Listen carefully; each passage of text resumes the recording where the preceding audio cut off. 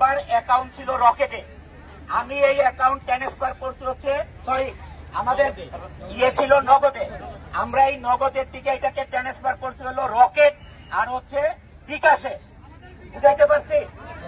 আমি যদি এখন ইচ্ছাও করি, যদি ধরো আমার কাছে 2 কোটি টাকাও থাকে, এখন ব্যাংকে 2 টাকা আমাদের অ্যাকাউন্টে দিতে হবে।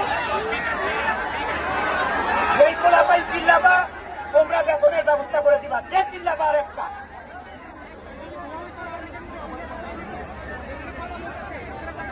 আজকে 13 তারিখ ফ্যাক্টরিতে ঢুকলে, যারা বাইরের লোক ফ্যাক্টরিতে ঢুকলে, আমি আমার ওয়ার্কার ভাইদেরকে বলতেছি, যদি বাইরের লোক তোমাদের সাথে ফ্যাক্টরিতে ঢুকে ও যদি হাত পা নিয়ে বের হয়, তাইলে তোমাদের কোম্পানি, আমি আবারও বলতেছি, এই কোম্পানি আজকে আমি নোটিশ লাগাই দিব 3 মাসে বন্ধ করে দেওয়ার জন্য। 3 মাস পরে আবারও বলতেছি, একজন যদি হাত পা নিয়ে বাইর হয়, এখান থেকে একজন হাত পা নিয়ে বের হতে পারবে না। এই জন্য আমি বলতেছি, বাইরের লোক নাই,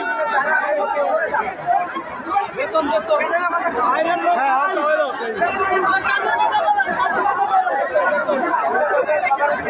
25 বছরের কোম্পানি, তোমরা আমার সাথে কাঁধে কাঁধ মিলিয়ে কাজ করো। এই কোম্পানি তোমাদের, তোমরা করছো, তোমরা আমাদের সাথে সবাই একসাথে করবো। আর তোমরা কি করলা, আমার কথা না শুনে বাইরে দাঁড়ায় আসছো। ঠিক আছে, বাইরেই তোমরা শুনে, তোমরা যদি ধরো এটাতে আমাদের কোম্পানির উপকার, তোমাদের উপকার, তাহলে তোমরা বাইরে থেকেই শুনো। আজকে আমি বুঝে গেছি এই যে ওয়ার্কারের জন্য আমি যখন 2 লাইনের ফ্যাক্টরি ছিল, সারাদিন কাজ করতাম।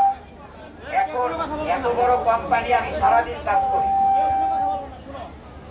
যাই হোক, আজকে একটা জিনিস ভালো বুঝে গেলাম, আমার জীবনে 10,000 টাকা, 10,000 টাকা আমার কাছে কোনো সেভিংস নাই। জীবনে যা কামাইছি গরিব মানুষের পিছনে দিয়ে দিচ্ছি।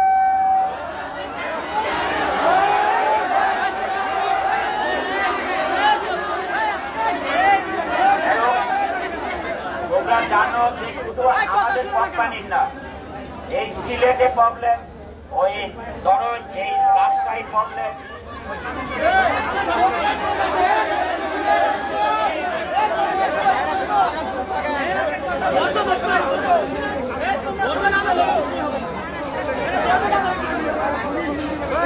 আচ্ছা এইখানে বলা হয়েছে 7 তারিখের মধ্যে বেতন দিতে হবে। এটা 7 তারিখে শুরু করা যাবে, 10 তারিখে বেতন কমপ্লিট করা যাবে।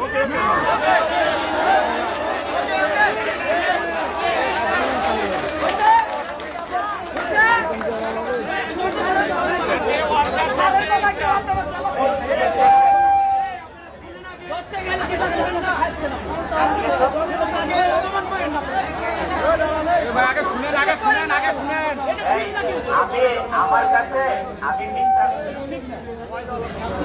মিথ্যা কথা বলে আমি এটা কিছু করতে পারবো না, কারণ এখানে যে এক্সপোর্ট আছে, তোমাদের যে শিপমেন্ট আছে, এটার থেকে টাকা আসে, এছাড়া আমার কোনো ঘরের থেকে টাকা আসে না, নাইও। এই জন্য তোমাদের বেতন 7 তারিখে দিয়ে শুরু করে ওয়ার্কারের বেতন 10 তারিখে কমপ্লিট করা যাবে।